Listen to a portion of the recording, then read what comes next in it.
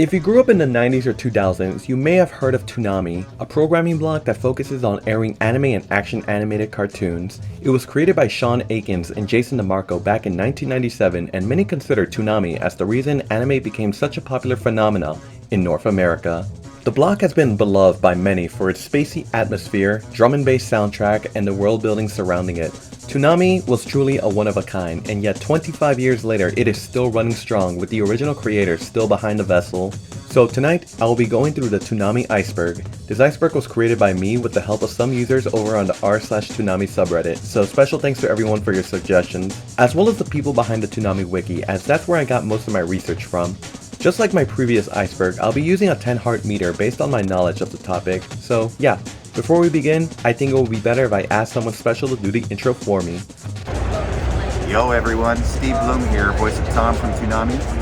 You are watching Toonami Iceberg. Kids love it.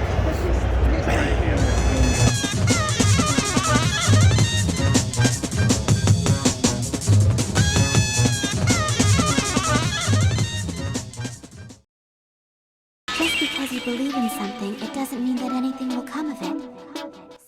Tom, or the Toonami Operations Module, is the current host of Toonami. He was voiced by the legendary Sonny Strait from 1999 to 2000 until he was later replaced with the even more legendary Steve Bloom, to which he still provides the voice to this very day. Since his introduction back in 1999, Tom has had several alterations over the years alongside Sarah being the voices of Toonami. Cartoon Network.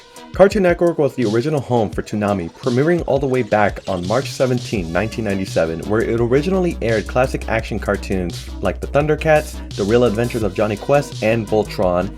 It wouldn't be until mid-1998 where well-known classics such as Sailor Moon and Dragon Ball Z were put on the lineup. As time went on, more popular anime was put on the block, where it is often considered that Toonami is the reason that anime is so popular in the West. Toonami would be on weekday afternoons until 2004, where it was moved to Saturday nights until September 2008. In the early 2000s, Toonami was bringing in big ratings to the network and would even be given more hours scattered across the network, such as an early morning block and midnight block as well. 2008 cancellation. On September 20th, 2008, at the Anime Weekend Convention in Atlanta, Georgia, it was announced that Toonami had been cancelled, with its final broadcast airing later that same evening. By October 2007, it seemed like the writing was on the wall, as the time slot was simply cut to 2 hours, as well as many well-known anime soon being taken off the schedule. Its final broadcast only had an hour of Naruto and reruns of Ben 10 Alien Force and Samurai Jack.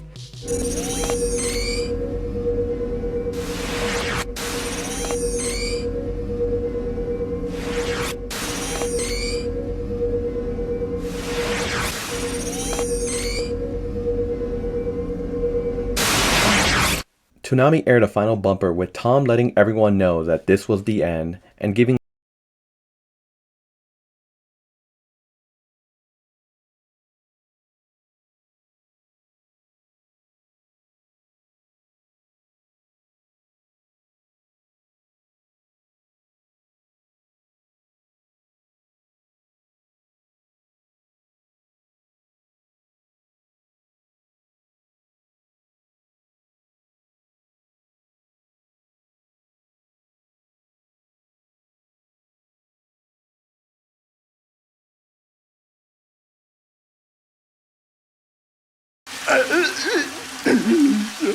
This bumper only aired once, and it truly felt like it was the end of an era.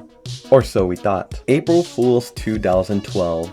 Adult Swim every April Fool's does their annual tradition of April Fool jokes. Such examples are drawing mustaches on the characters, adding fart sounds, or even doing the unthinkable and air the season 3 premiere of Rick and Morty unexpectedly for 4 hours on repeat. But 2012 was something different. 3.5 years following Toonami's cancellation, Adult Swim was about to play the best movie of all time. That's right, The Room. Oh, hi Mark. Before it was cut to Tom 3 seeing April Fools and switching to Toonami for one night only. This was awesome. Incredible. People were hyped. That night aired Bleach, Dragon Ball Z, Yu Yu Hakusho, Gundam, and several other shows, as well as a review for Mass Effect 3. However, it wasn't over just yet. The following day on Twitter, Adult Swim posted a message stating, "Want it back? Let us know. #BringBack Toonami." Adult Swim would later post again, "We've heard you. Thank you for your passion and interest. Stay tuned." Which brings us to the next topic.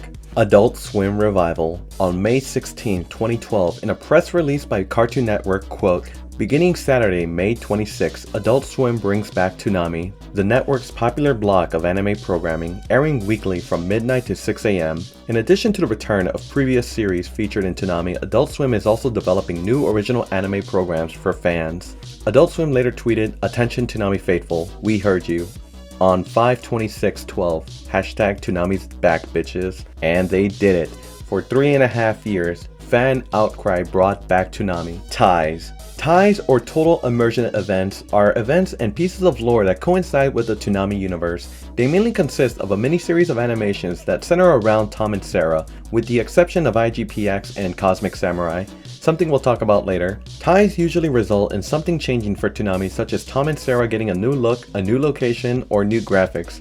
As of this recording, there are a total of 11 tie events, them being The Intruder, Lockdown, Trapped in Hyperspace, IGPX, The Intruder 2, The Intruder 3, Countdown, The Forge, Cosmo Samurai 2, and The Return. Guys, remember, we're talking about an anime programming block. The fact that they do this is pretty cool. Personally, I'm a fan of the Adult Swim ones, mainly because each one feels connected to each other, so it almost feels like you're watching a series. Speeches. Since its inception, Toonami occasionally delivers speeches that are motivational or talk about everyday life. The speeches were made to feel like they were talking to you directly, featuring clips from their lineup. These speeches are honestly really good to listen to and have often been re-uploaded to platforms like TikTok, mainly because they're so short and to the point.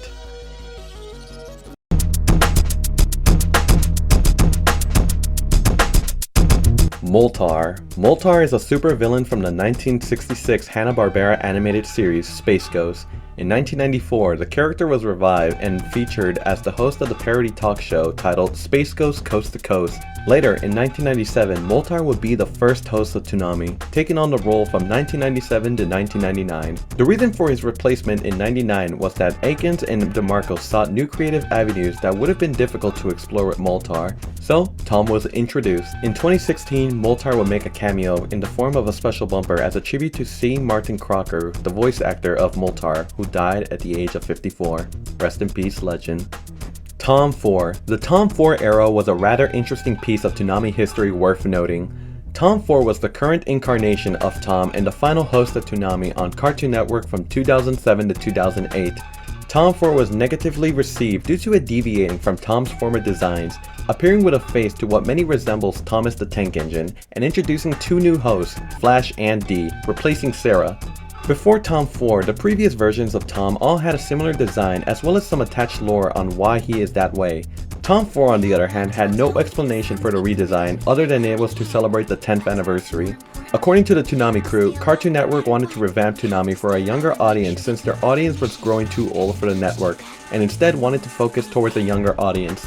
Sean Akins also pushed for the idea of Tom 4 to have a face, as he got bored with the dynamic at the time, and instead wanted to make something new. However, it was this that led to Toonami getting cancelled. Not by alienating old viewers, but by draining their budget faster. You see, by giving Tom a face, it became more time and cost efficient because not only are they animating the world of Toonami, but are also animating the eyes and lips, meaning they couldn't reuse old animation for future promos, making new bumpers at the time extremely scarce.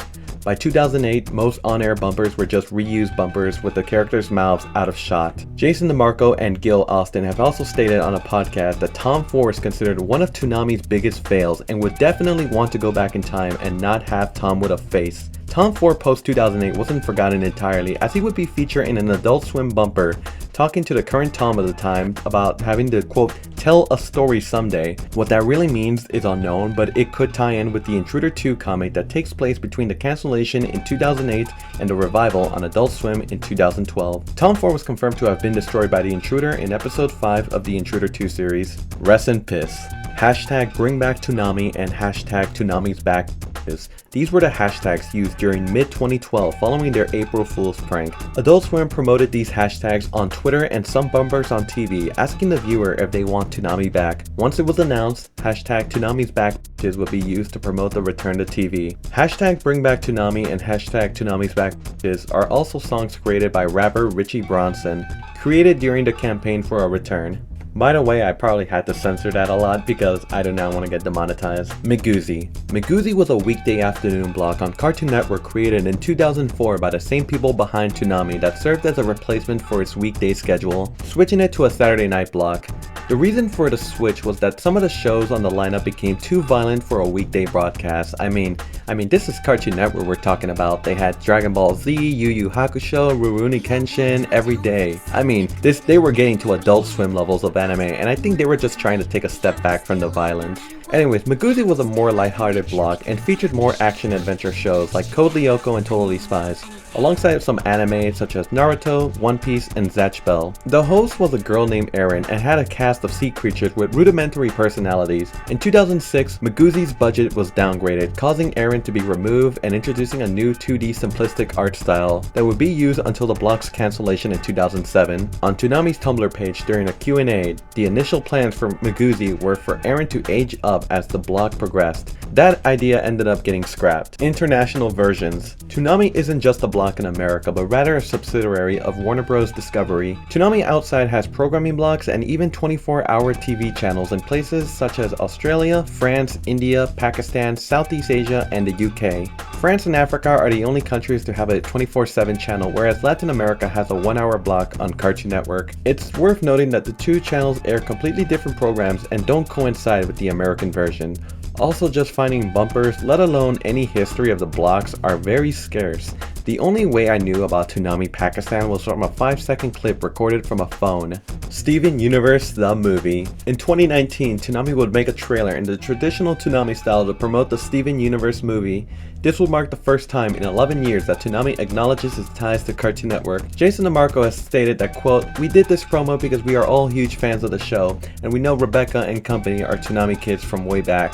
So, we thought it would be fun to promote the show Toonami style. No corporate mandate, just some fun.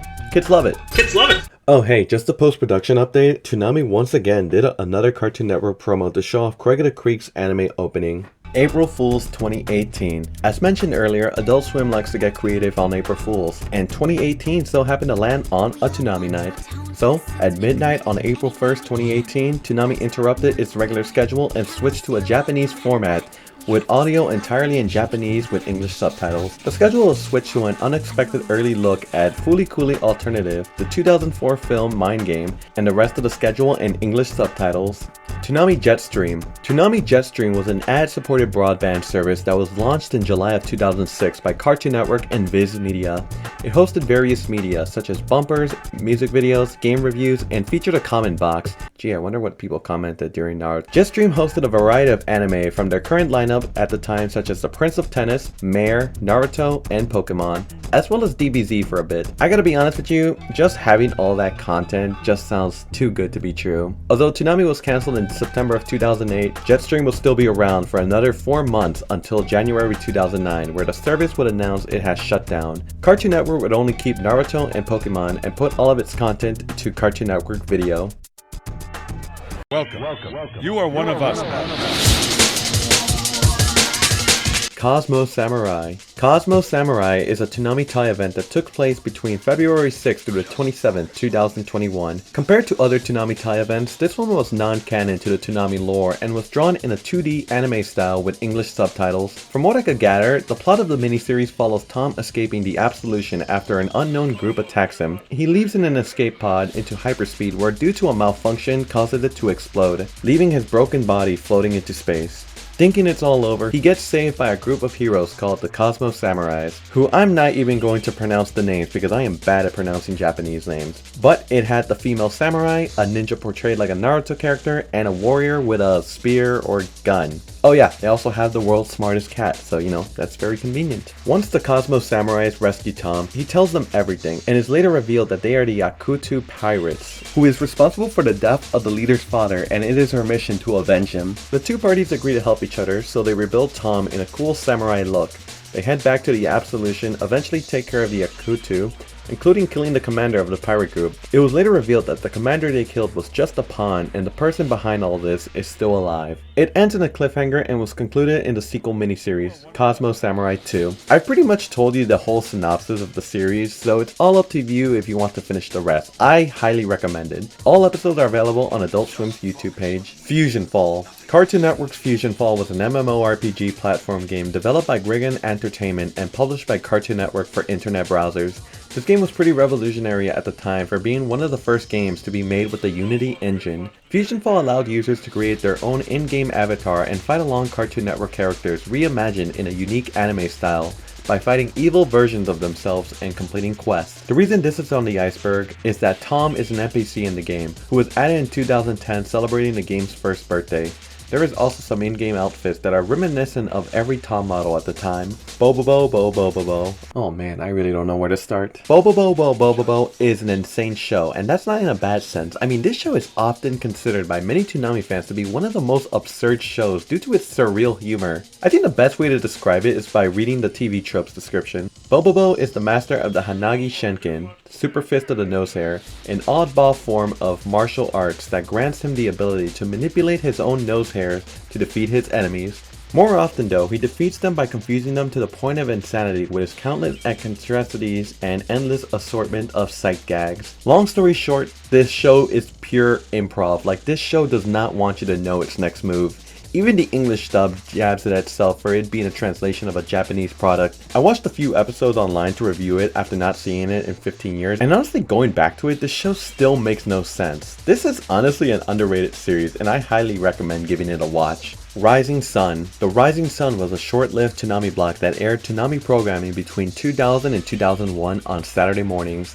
The block aired more Saturday action cartoons like Thundercats, Dragon Ball Z, Batman, and the Powerpuff Girls. The block would be cancelled less than a year later and be brought back again in 2002 at the 2 AM 1 hour block. It would be cancelled once again less than a year later. Comics. Toonami has released multiple Flash comics during its history, some being related to Toonami, whilst others being completely different. I'll give a quick synopsis of each one. The first comics were part of DC's Cartoon Network Presents series, issues number 5, 9, 13, 17, and 21. They were short-form comics that featured Moltar and were published between 1997 and 1999. Toonami Swarm was an online comic featuring Tom, released during the week of the Intruder Tai event, and focuses on the origins of Tom 1. Lego Bionicle is, well, Lego Bionicle. Blue Falcon and Dino Mutt is a 4-parter based on the classic Hanna-Barbera superhero of the same name with a slightly edgier tone.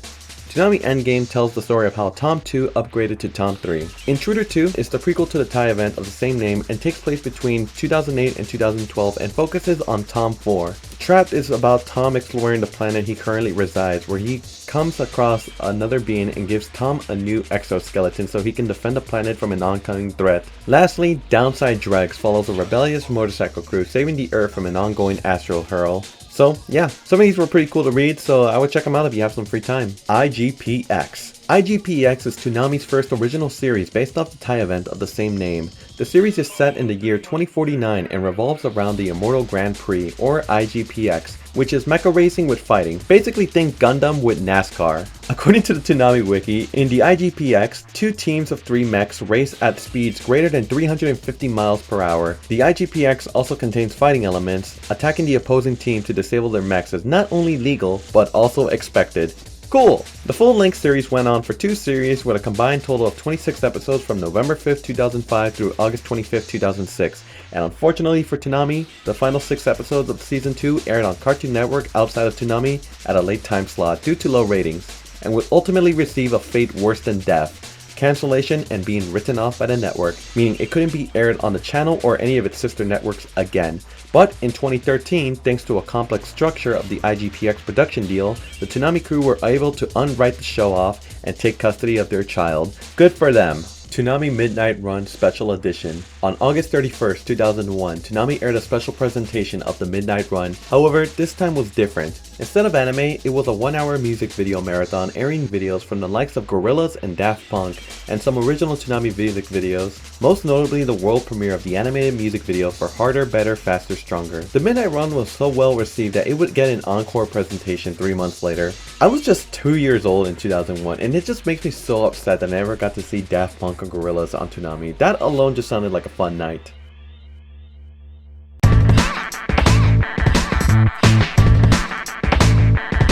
Toonami app. The Toonami app is a mobile app that is no longer supported or on any app store. The app allows you to tweet using certain hashtags from the shows being on at the time, as well as the TV schedule, alarm clock, and downloadable wallpapers. That's kinda it. From fan perspective, I felt like this app should have offered more by including streaming, music videos, and just other stuff like Toonami Jetstream, but there was just nothing on the app for me to keep it on my phone. The app is still available by downloading APK files online, but the app is kind of unstable to use. Tom 3 Statue. In 2003, Cartoon Network hosted a Toonami sweepstakes with the grand prize being a Mobile Suit Gundam prize pack alongside a one-of-a-kind Tom 3 statue. The only reason I say, quote, one-of-a-kind is because William Street, the people behind Adult Swim, also have one. So make that two of a kind? Unless the person at William Street won it, I don't know. Moltar wasn't the original host. In a 2017 interview, originally Toonami was going to have an AI and a teenage girl as its host, but ultimately went with a more cost-effective choice with Moltar. The reason being that Toonami literally had no money at the start, and since Cartoon Network had the rights to Hanna-Barbera characters, Moltar was free to use. The idea of an AI and a teenage girl as host wasn't tossed out the window just yet, as Sarah would later become Tom's sidekick, and Aaron would be the host of Maguzi. Neo Toonami. Neo Toonami was a Toonami fan project that was meant to be a true successor to the original Toonami following its 2008 cancellation. It served as a fan site where it would stream anime illegally in a schedule-like format with well-made bumpers like the original Toonami. The project lasted up until April 26, 2013, where prior to its end, they aired a week of movies called The Week of Wonders. After the final movie, Spirited Away, rolled their credits, a promo titled Boom was played where it showed a montage of all the shows Neo Toonami played with a countdown in the background, with the ship blowing up, killing Tom and Sarah, with the words "Later Buddy" showed at the end, signaling that they were done. The same day, the Neo Toonami team posted on their website titled "What Will They Say?" as a final farewell. By 2013, Toonami was already back for about a year, and the need for Neo Toonami was no longer needed. Although, lots of respect for the work done. I mean, minus the illegal stuff, but you know, whatever. Woolen Warriors. Woolen Warriors. Stop! Fucking stop! God, I hate that song so much. The story of Woolen Warriors on Toonami is more interesting than the show itself. Woolen Warriors is an English adaptation based on a puppet television show in Taiwan called Peely. Peely has been around since the 1980s and is regarded one of the most popular TV shows in Taiwan. So, in 2006, the executives at Cartoon Network had a meeting with Animation Collective about recreating a popular Taiwanese show fit for American audiences. Jason DeMarco has stated that him and the team were explicitly against the idea of airing it on Toonami. However, the executives ignored that advice and took the offer to air the show, possibly due to the price tag. Toonami were also forced to make a promo for the show, and man, even for a bad show like this, they did a killer job on the promo. The show was immediately panned by critics and audiences alike for being completely different to what Toonami and Cartoon Network fans are used to, as well as fans of the original show for not following much of the source material, like giving Scar, the silent protagonist in the original version, really bad comical dialogue. By the way, Scar was voiced by none other than Sean Schemmel. That is freaking Goku. How did they get him in this? Know what this means? Pizza party? No! It means we must return to the academy. To eat pizza? What? No! To consult with the Oracle. The Pizza Oracle? Anyways, Woolen Warriors would get removed off the lineup after just 2 episodes due to poor ratings and would never be heard of again. All 13 episodes were later dumped on AOL Kidz until it was shut down, where now an unofficial YouTube channel uploaded them for everyone to watch.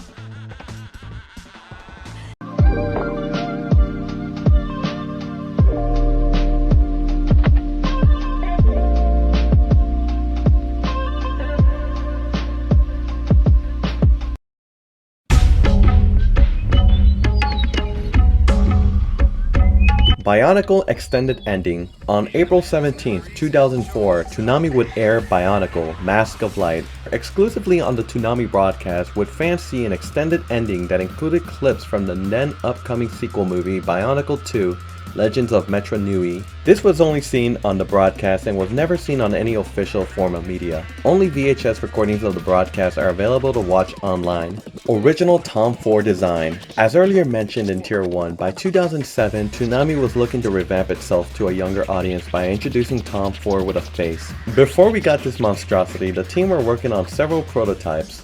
Let's start off with this one. So, by the looks of it, it looked like Tom 4 was originally going to keep his original stature and even carry weapons and possess superpowers. This next one is a little more obscure since there's little to no info on it. On a behind the scenes Toonami video from 2007, you're able to take a few glimpses at some concept art of scrap versions of another robot with a face, which might be Tom, as well as Dee and Flash. And I must be honest, but this version of Tom looks way better compared to what we got. So what happened? How did we get this instead of these? Well, personally, I think it's two things. One, I think these designs didn't meet the criteria in making Tom more kid friendly. I mean, for Christ's sake, he's holding a machine gun. And secondly, I think it was the budget.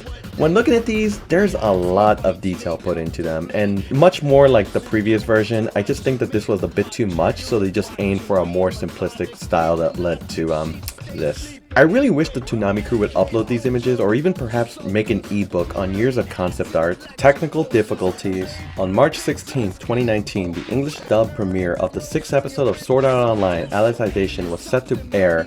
However, due to an error, the broadcast began to experience technical difficulties. The only thing showing would be a single frame, and in response, this immediately went to commercial break to try to fix the issue. When the commercial break ended, the same problem still occurred. This took Toonami to yet another commercial break, but instead of trying to fix the issue, they decided to skip the episode and play an episode of Megalobox to fill up the remaining time slot. But instead of trying to let the episode play out, they instead played it again so that way the schedule doesn't get messed up. Toonami would issue a statement and let viewers know that the episode would re-air the following week. Toonami Kidz WB. In July 2001, the Kidz WB rebranded itself to Toonami Kidz WB. Now, on paper, this sounds like a great idea. In execution, however... You're watching Scooby-Doo as Toonami continues on Kidz WB. Yeah, you can see why this didn't last a long time. The Kidz WB version of Toonami was basically the Kidz WB lineup, but bad. The block was critically panned by fans and critics who noticed that the branding of the block did not correlate with the shows such as Generation O, Scooby-Doo, Detention, Jackie Chan Adventures, and The Nightmare Room, as well as replacing Tom's voice with a really annoying robotic voice and just taking everything that made Toonami special in the first place. 3, 2, 1, ignition. Must watch Kidz WB weekday afternoons. The Toonami name would eventually be taken off Kidz WB after just 11 months, and all is well in the universe.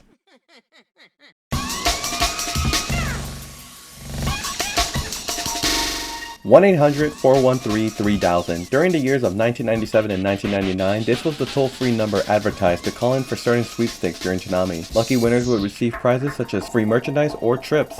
Calling the number now obviously doesn't work, but it could take you to ComEd. Sly Cooper. Sly Cooper is the main protagonist in the Sly Cooper series, a series of stealth action platformers that were popular during the PS2 and PS3 era.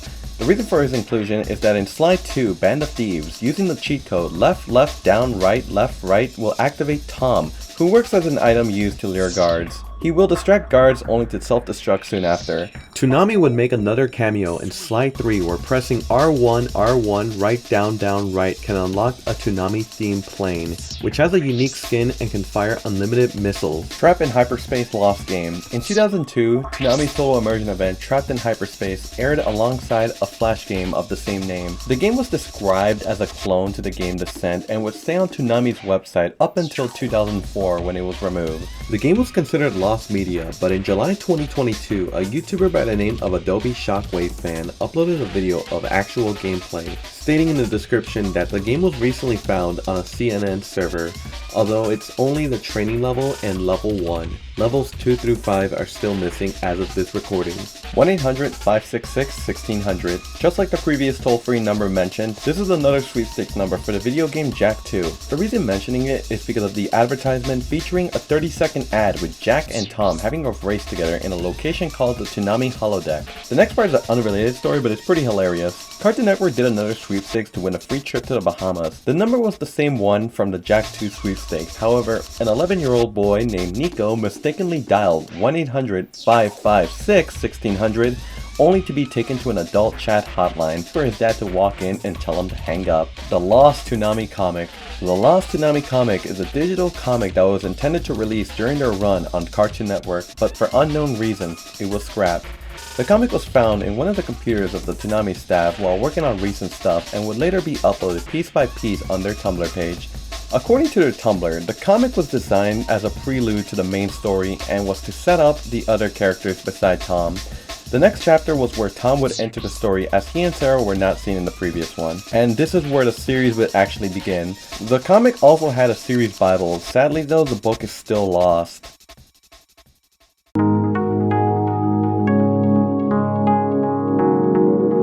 Toonami Digital Arsenal. TDA, not this one, was a fan site launched in 1999 where it served as a database to archive Toonami promos, intros, game reviews, music videos, and other media related to it. Unfortunately, the website was shut down in 2018 due to targeted complaints from the third-party copyright enforcer. Going to the website now, it does take you to a black screen with text. Also giving a link to the YouTuber Caboose Jr. who has been archiving Toonami media since. Game Boy Micro. In January 2006, Toonami once again hosted a sweepstakes for a chance to win a limited edition Toonami Game Boy Micro alongside a copy of Donkey Kong 3. The handheld rocked a black and white design sporting the Toonami logo. Only 50 of these have been made, possibly making this one of the rarest Game Boys out there. Even after extensive searching, just finding one is next to impossible. Dojo Break. Toonami Japan is literally the opposite of its American counterpart, focusing mostly on airing American animated series, which, makes sense? In July 2003, to celebrate the launch of Big O Season 2, Toonami did a giveaway called Dojo Break, consisting of a 10-question quizzes given during commercial breaks. 3 quizzes were given each day, each with a different difficulty setting being Newbie, Sensei, and Master. To participate, viewers must submit a quiz code, where they would submit their answers online. All winners would receive a Toonami certificate as proof that they managed to answer the questions. Sadly, no pictures of the certificate are online, let alone any information regarding Toonami Japan. Hopefully this video can start looking for any media regarding it, or just any international version of Toonami. Sun-Kissed Soda Machine. Yeah, I don't even know, man. In 2002, Toonami did a sweepstakes where one lucky grand prize winner would receive a fully loaded Sun-Kissed vending machine, custom designed with Toonami and Sun-Kissed art. What? Photos of the machine are nowhere to be seen, and that fact alone just pisses me off. Anyways, hit me up when they finally do the Toonami Glock giveaway.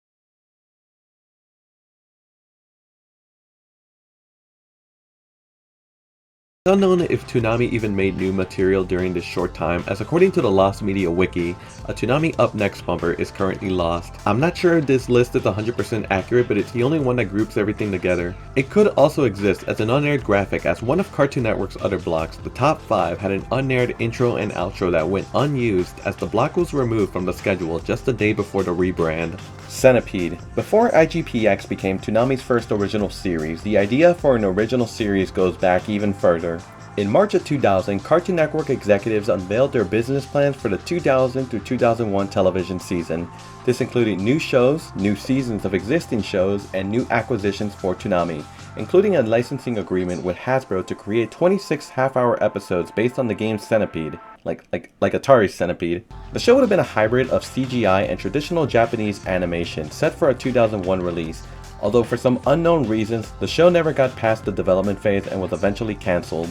The idea alone of making such a series like Centipede already sounds bizarre on paper, but according to Hasbro, this was an attempt to turn their Fantasy Factory division into an entertainment company by marketing properties for television, live entertainment, publishing, online play, and other projects.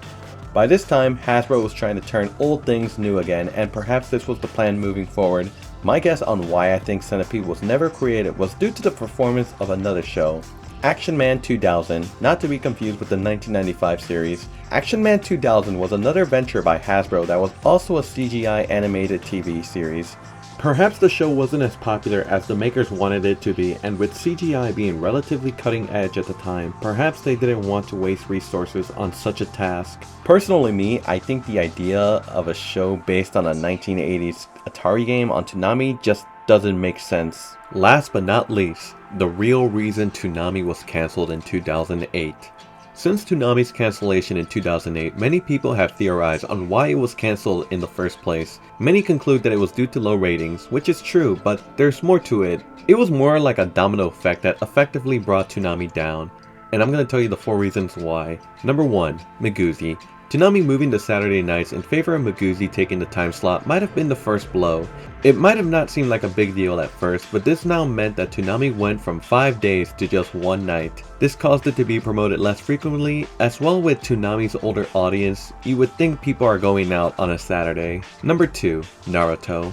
Others have pointed to the success of Naruto that was the cause for its cancellation, that because Naruto was doing so well compared to other shows, they focused more time and money on it, and this led to other shows on Toonami to get taken off prematurely. But around 2008, Naruto was in filler arc hell, and with reruns of Ben 10 Alien Force and Samurai Jack, it just seemed unsustainable to even continue. Number 3, Stuart Snyder. Stuart Snyder is often regarded as the man who killed Toonami and almost ruining Cartoon Network. Following the Boston bomb scare to promote Adult Swim's Aqua Teen Hunger Force movie, Jim Samples, president of Cartoon Network from 2001 to 2007, made the decision to step down from the network to move on from this incident, and on May 5, 2007, Stuart Snyder took charge.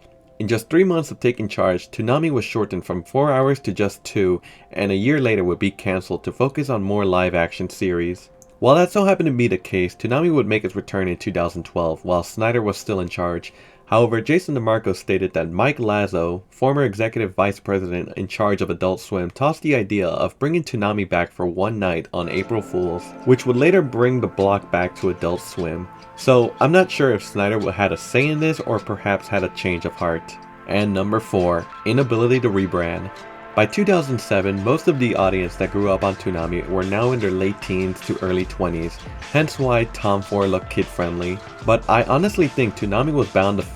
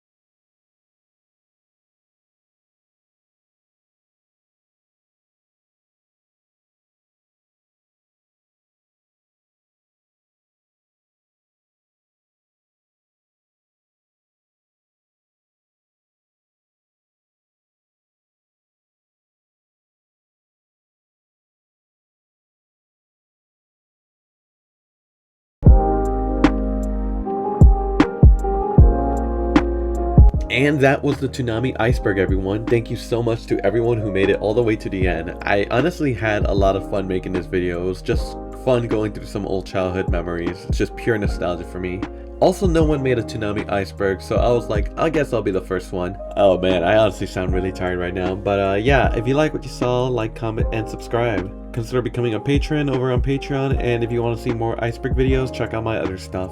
Other than that, my name is Luis, and until we meet again, stay gold.